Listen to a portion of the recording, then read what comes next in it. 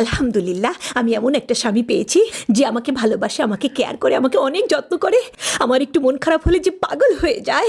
তারপরে আমার যদি একটু হাত পা ব্যথা করে, শরীর খারাপ হয়, সে আমার হাত পা টিপে দেয়। এত ভালোবাসে, আর এত ভালো মানুষ, এত ভালো মানুষ শুধু আমি কেন, আমার জায়গায় যদি অন্য কোনো মেয়েও হতো তাকেও সে ওইভাবেই ভালোবাসতো, ওইভাবেই কেয়ার করতো, তার হাত পা টিপে দিত।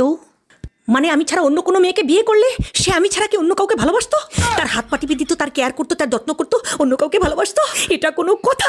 শালা পুরুষ মানুষ ভালো জিনিসই না। এটা কোনো কথা? বউ ছাড়া আরেকজনকে কেন সে ভালোবাসবে? এক্ষুনি ফোন দেবো আমি।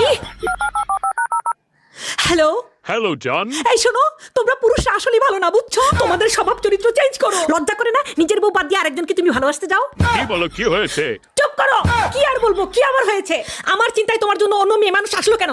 তুমি আমাকে কম ভালোবাসো, সেই জন্য তোমার মধ্যে অন্য মেয়ে মানুষের চিন্তা করেছি। বুঝতে পেরেছো তুমি? আমি চিন্তা করতেছিলাম তুমি আমাকে ভালোবাসো, তুমি আমাকে কেয়ার করো। তারপরে আমি ভাবলাম যে আমি যখন না থাকবো তখন তুমি যদি আরেকজনকে বিয়ে করতে, তাকে ভালোবাসতে না, তাকে কেয়ার করতে না।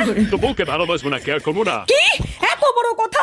পুরুষ মানুষ অন্য মেয়ে মানুষ দেখি লোল পড়ে, তাই না? আমি তো বুঝতে পারছি না। ফোন রাখো, তুমি আজকে বাড়িতে আসো। আজকে আমার রান্না কথা বান্না সব শোনো। বন্ধ, কোনো রান্না বান্না হবে না। এত বড় কথা, শোনো, ফোন রাখো। শোনো। আম্মুকে কল দেই।